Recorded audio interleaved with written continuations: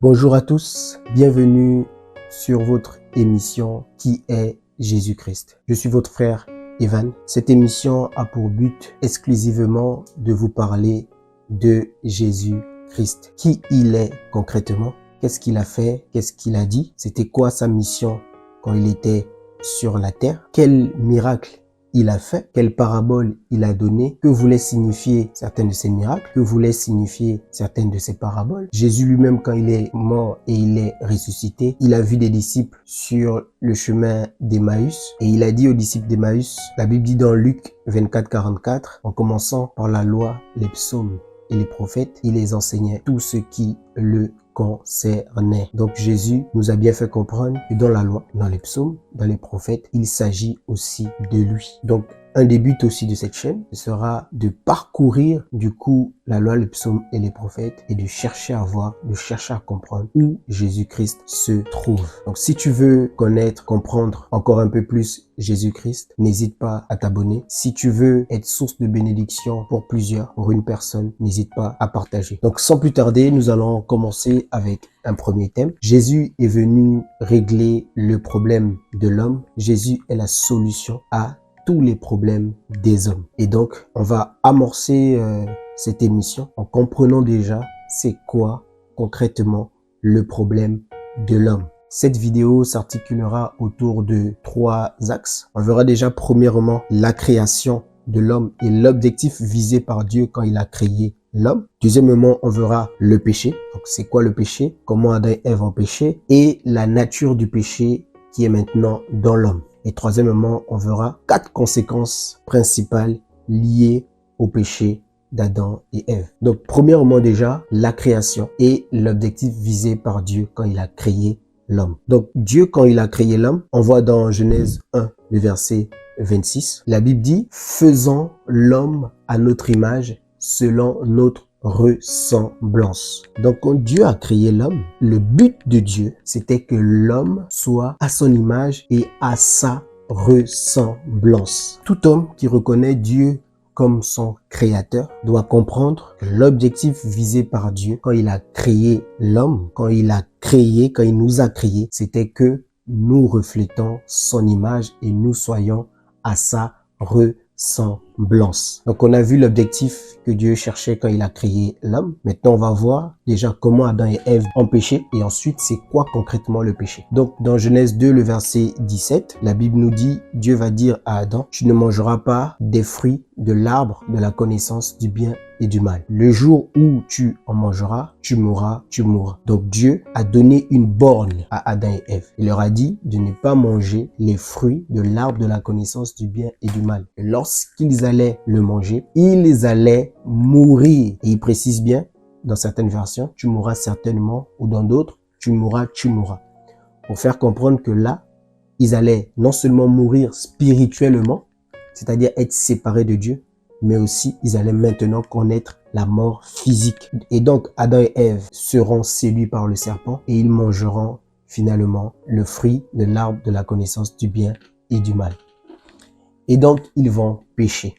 C'est quoi concrètement le péché? Premièrement déjà, on peut dire que le péché, c'est simplement le fait de ne pas répondre à l'objectif fixé par Dieu quand il nous a créés. C'est-à-dire, le Seigneur, quand il nous a créés, il voulait que nous soyons à son image et nous soyons selon sa ressemblance. Le péché, c'est le fait de ne pas être à l'image de Dieu et de ne pas vivre selon sa ressemblance. Donc voilà déjà une définition, on va dire, globale du péché. Et après, Dieu, comme c'est un grand pédagogue, il va donner à l'homme pour que l'homme comprenne mieux c'est quoi le péché, c'est quoi ne pas refléter son image. Il va donner à l'homme une loi.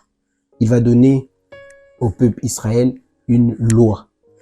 Et Jean nous dira dans 1 Jean 3, le verset 4, que le péché, c'est la transgression de la loi.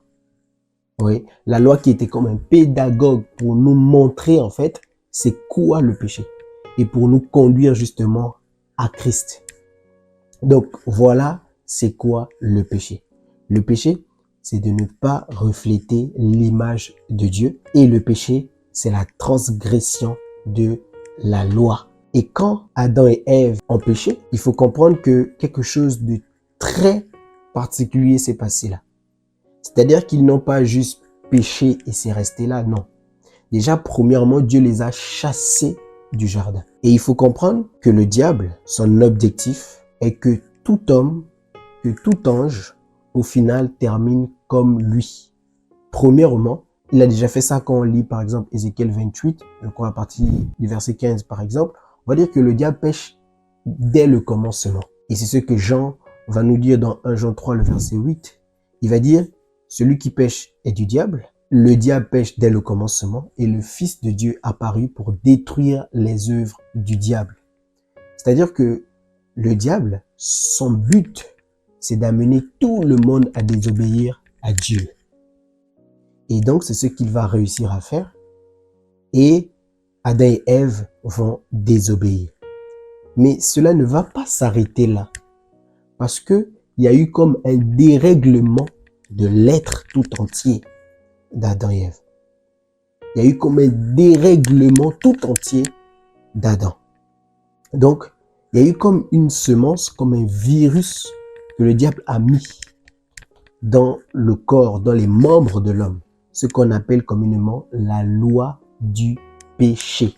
La Bible dit que l'étang de feu, le lac de feu, était prévu normalement pour le diable et ses anges. Mais malheureusement, beaucoup d'hommes iront aussi dans ce lac de feu. Parce que le diable, son objectif, voilà, quand il a été chassé, quand il a été déchu, voilà, de ses fonctions, quand il a été jeté, voilà, sur la terre, son objectif, premièrement, il a amené d'autres anges avec lui. Il a séduit d'autres anges et les a amenés sur la terre avec lui. Et il veut faire pareil avec les hommes. Donc, il faut comprendre qu'il a mis comme un virus dans les membres de l'homme. C'est ce qu'on appelle la loi du péché. C'est ce qu'on appelle la chair. Et quand Adam a péché, les conséquences de son péché, voilà, s'étalent sur toute sa descendance. Voilà pourquoi la Bible nous dira dans Romains 3, 23, « Car tous ont péché et sont privés de la gloire de Dieu. » Et qu'est-ce qui s'est passé concrètement? Donc, comme on a vu, Dieu les a chassés de sa présence. Il les a chassés du jardin. Donc, en vérité, ils ont perdu l'Esprit de Dieu. Ils ont perdu la lumière. Ils ont perdu la présence de Dieu.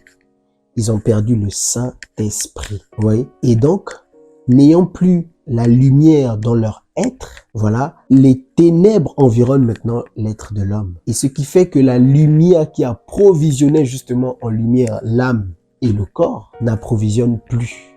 Donc l'âme et le corps sont dans les ténèbres.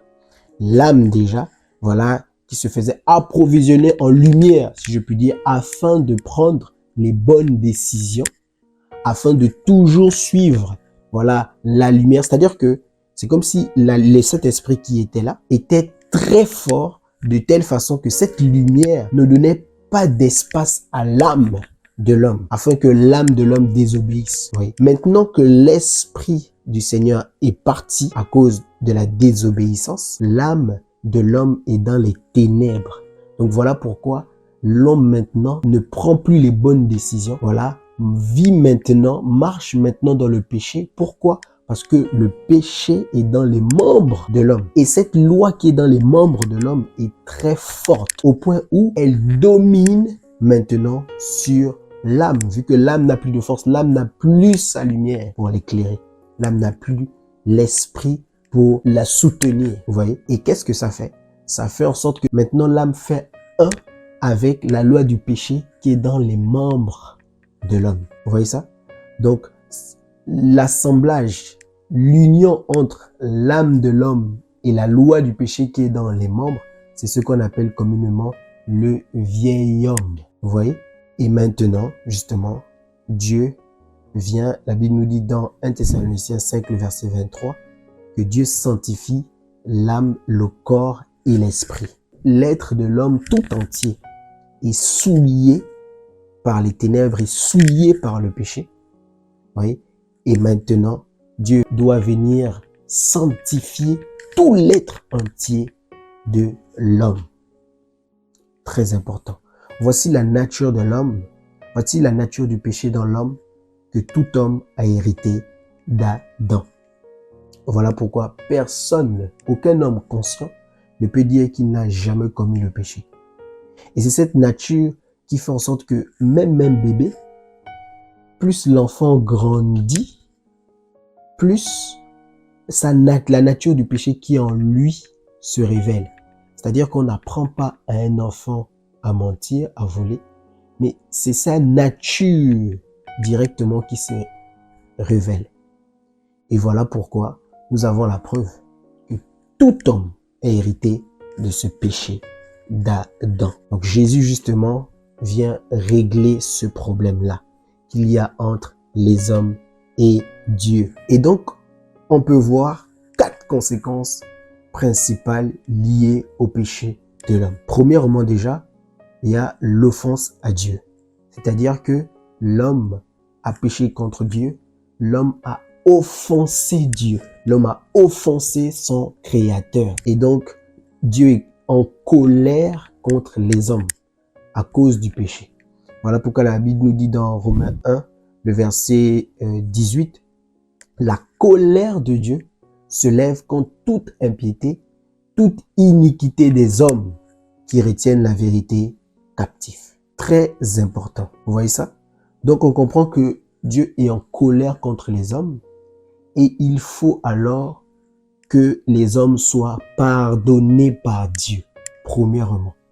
Et Jésus va venir régler ce problème en expiant le péché de l'homme, en obtenant propitiation devant Dieu. La colère de Dieu va s'apaiser contre les hommes par le sacrifice de Jésus à la croix.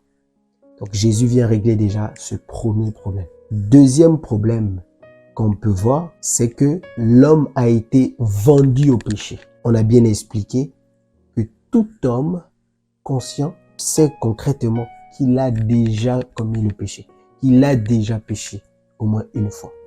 Vous voyez un peu?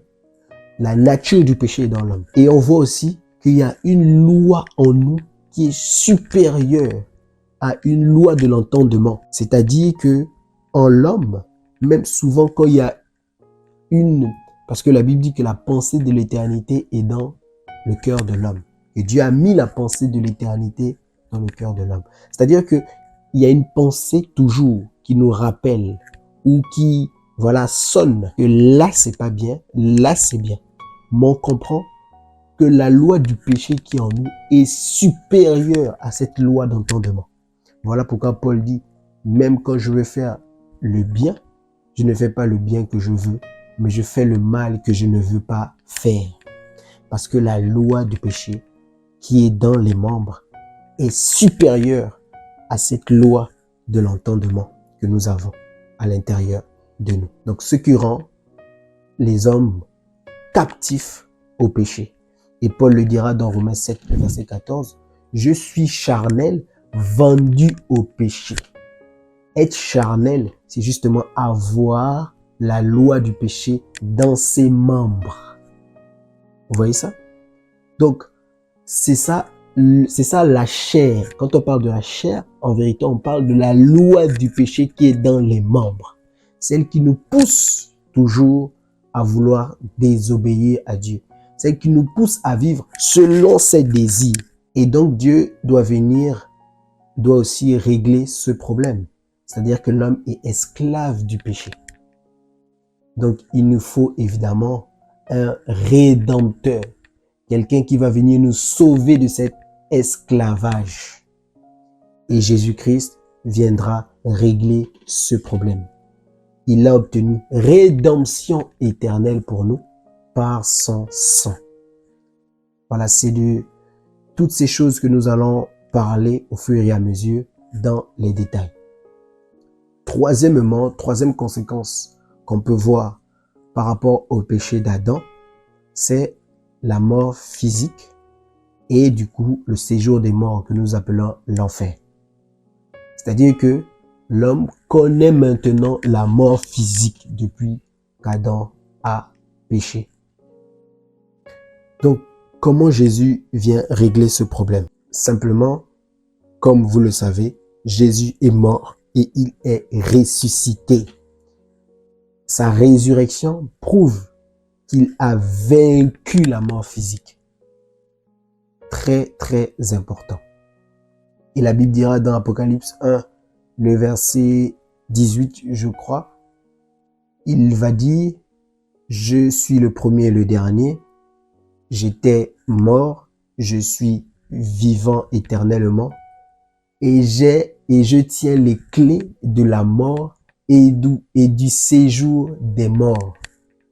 Donc on comprend que Jésus aussi, il a même eu la victoire sur le séjour des morts pour nous. Donc aujourd'hui, celui qui croit en Jésus, qui meurt, ne va pas dans le séjour des morts.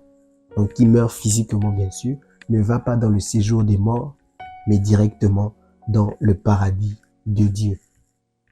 Très important. Quatrièmement, quatrième et dernière conséquence qu'on peut voir, c'est que l'homme a été séparé de Dieu par le péché d'Adam. Ésaïe 59, le verset 2 va nous dire, « Non, ta main n'est pas trop courte pour sauver, mais ce sont nos péchés qui mettent une séparation entre Dieu et nous. » Donc on comprend qu'il y a une séparation entre Dieu et nous à cause du péché. Et donc, pour nous réconcilier avec Dieu, il faut que le péché soit vaincu. Le péché qui met la séparation entre Dieu et nous doit être vaincu.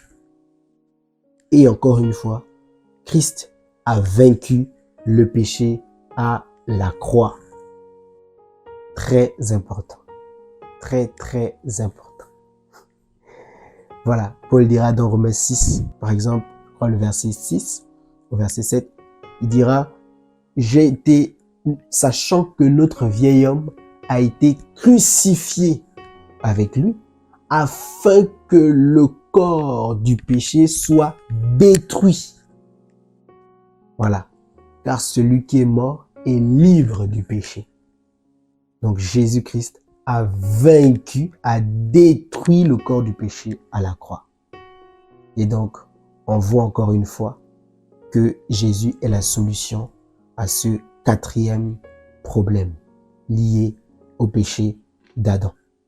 Cette conséquence, elle est très importante parce que on a vu tout à l'heure que Dieu a parlé à Adam de deux morts, la mort physique et la mort spirituelle.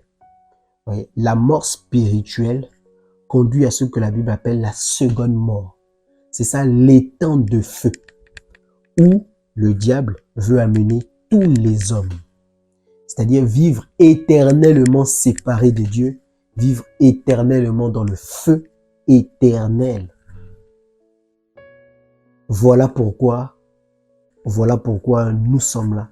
C'est pour vous éviter, par la grâce de Dieu, de passer l'éternité dans le lac et l'étang de feu. Et la solution est simple, c'est Jésus-Christ.